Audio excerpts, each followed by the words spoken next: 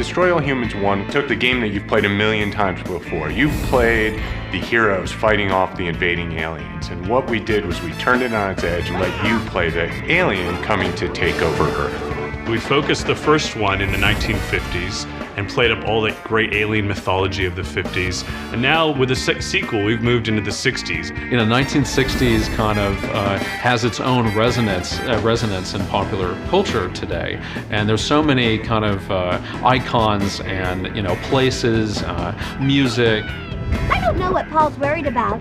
This John and Yoko thing won't last 3 weeks. We're going international this time, so you'll get to trot around the world.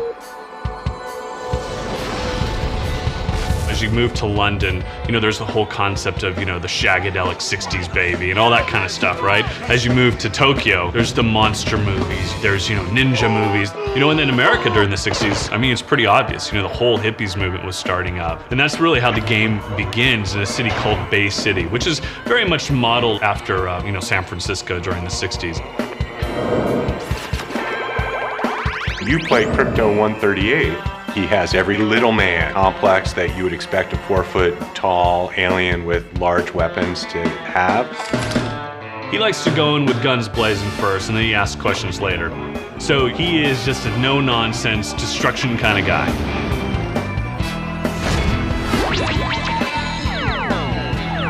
So we've got a whole host of new weapons for Crypto to play with. You have the ability to hop into your UFO at any time and fly around and cause mass destruction. There's the ability to pull in meteor strikes and pull meteors down to take out buildings or take out different kinds of installations. But not only does Crypto have great, guns and weapons, one of his great things is his mental abilities. His ability to kind of lift things up, with his mind, his ability to read people's minds and get what they're thinking. Not only is he just reading minds to get jokes, but a lot of times he's reading minds to find out where to go or who to find or new clues to the mission that he's trying to solve. And so one of his new abilities is his body snatch mode, which is his ability to, actually jump into someone else's body and control that person, which has a big gameplay element to it as well, because people you talk to, they'll all respond differently depending on the kind of body you happen to be wearing at that time. I don't want to talk about it. Things aren't great right now. And reading the right person's mind can be the difference between, succeeding in a mission or failing in a mission. Anybody knows where Bongwater's at? It'd be Prudence. And then there's this kind of irreverent, satirical sense of humor that we really consider the core of the game. Maybe tomorrow I will eat something. Nah. The humor of the game is set up in such a way that, like any good satire, it seems to be about one thing, and in fact it's about other things at the same time. So, on the surface, it seems to be about hippies, but in fact, we can be making fun and having fun with the world that we actually live in 2006 at the same time. Sometimes I feel like the only thing standing between this country and utter moral collapse. I think one of the reasons that Destroy Humans 2 works on a humorous level is that the game wasn't done by an American team. It was done by an Australian team, and they have the benefit of looking at America in a very different way than those of us who live here. If God meant men to have long hair, he would have made it grow long on its own. They were really able to kind of take a step back and look at America through a different lens. Stupid Beatles. Elvis could kick your asses. We don't lead you around by the breadcrumb trail as much as we did in Destroy All Humans. We open up the world and let you solve all the mysteries that exist in the game on your own. So all of a sudden you have all these different missions that you can choose from at any time. You have a robust sandbox mode you can run around in, tons of side missions. And so it just creates this kind of open freedom that the first one had a touch of, but I think we've gone even further with that, here in the second one. I think hardcore fans are going to love Destroy All Humans 2 because it gives them a complete wide open world. We've added lots of new features. The gameplay is great. I think the humor is great.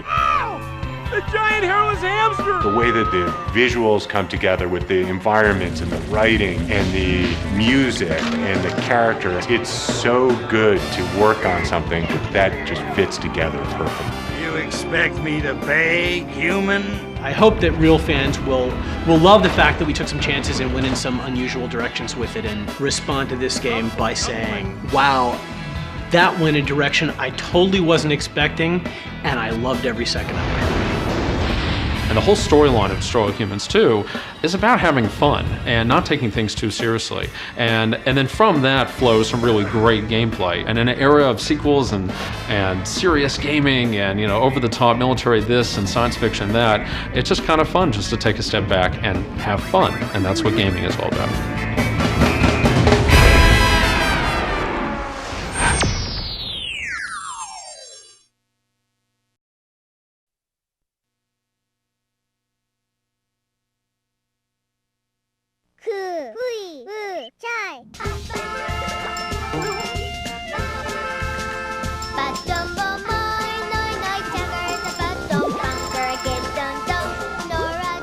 Imagine a world where kind, squishy little creatures exist in peace and harmony. Suddenly, this world is invaded and things are turned topsy-turvy, and it's you that's doing the turning. This is Locoroco. It's a very simple story, but it's kind of unique because I don't think it's ever been done before. You are a planet, actually. You're not a character, you're actually a planet that these Locorocos reside on. And one day your planet gets attacked by these mojas, these little bouncy creatures that are, you know, coming to take over your planet. You have to be careful of them because they'll start eating you up. So what you have to do as the planet is to save the Locoroco by tilting and rocking the world and shaking it to help the Locorocos escape from the moja and flourish once again. It can be very difficult to design a game that has a simple look and feel, but features a deep gameplay system. The unique look, the 2D feel of this game was actually on purpose. The producer and the designers, they really wanted to make a simple-looking game that has a deep system within it. By keeping the things simple, you can actually focus on what makes the game fun. The gameplay, the music, the creatures, and then like the way they interact with the world. What makes the game fun is those elements rather than how many polygons we can push out. But even though it is a 2D game, there is a lot of physics behind it. The programmers put in a lot of work in making the Locoroco blob feel fluid and rubbery. The fluidity is enhanced by the unique design of the PSP. The controls are simple. Left and right shoulder buttons drive the gameplay. The producer, Kono-san in Japan, was actually envisioning a game specifically for the PSP because when he was holding the controller, he noticed that the PSP is perfectly adapted to use the shoulder buttons because of the way you hold it and the way the game system feels in your hand. So this game has really simple controls. All it is the L button and the R button and the circle button. It falls in your hand and it plays without you thinking about it. And I think that's how you get immersed in it. And there's 5 really unique levels in Locoroco. Inside those 5 levels, all of the stages have their own unique and important variations.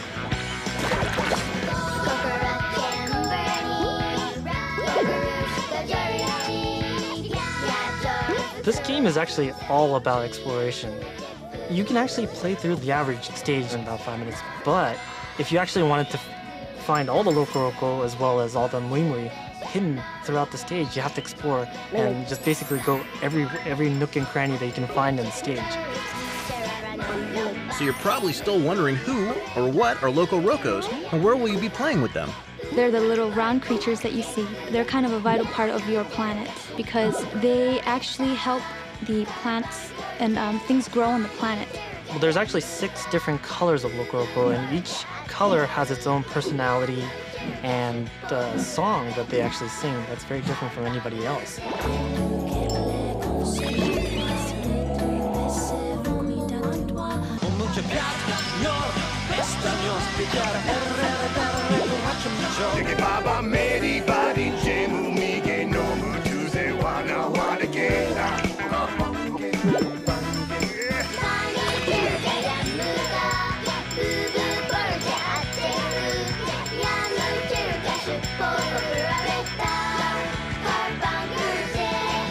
When you start in the beginning, you only have the yellow Locoroco, and as you clear more stages, you meet the other Locorocos and you're able to play them.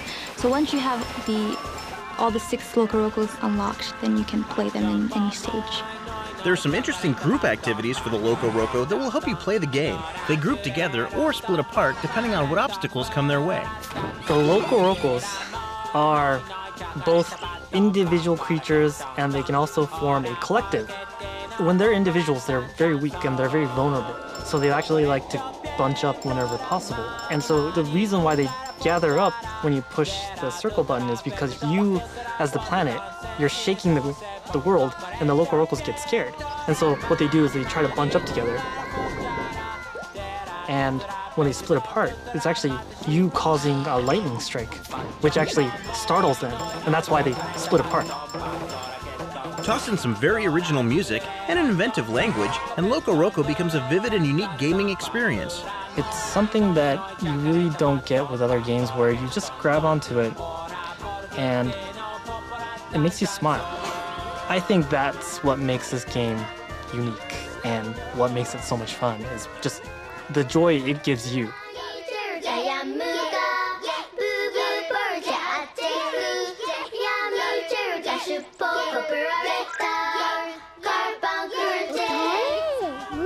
It's just one of those games that's appealing to everybody, from little kids to your grandmother, because you just fall in love with the character. They're just so cute. Once you start bouncing them around the world, you just get hooked. Still not convinced? Try Locoroco out before you buy it. Download a demo from the Locoroco website. On the PC, go to PlayStation.com, or from the PSP, go to the official PSP site. The truly unique feature about it is that you can sample it off the website. Before you buy the game, you can download it. You could try it out for yourself to see what this is all about. You can also share a level with your PSP gaming friends. With the network capabilities of the PSP, you're actually able to share a level of Locoroco with your friends. So if your friend, for example, doesn't have a copy of Locoroco, you can actually send a level to them that they can take home and try it out for themselves. So, you can basically spread the word of this joy that is Locoroco.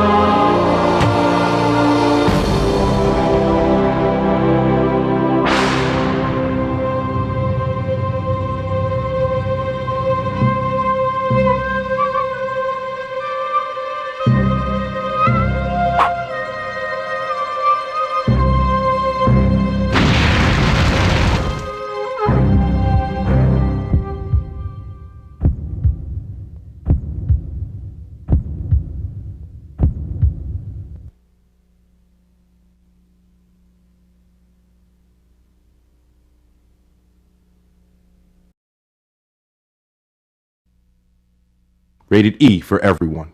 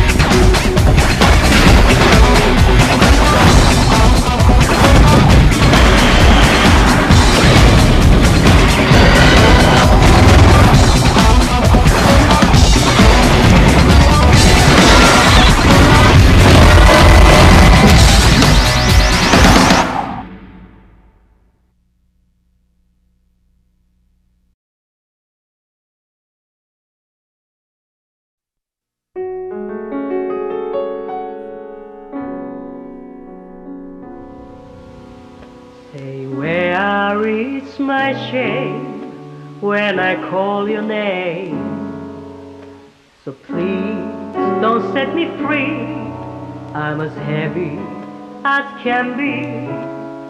I will do you harm. I will break my arm.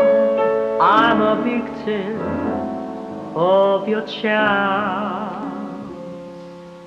I want to be dead when I'm in bed. I can be so mean, you can beat me. I would like to shame you, I would like to blame you, just because of my love to you.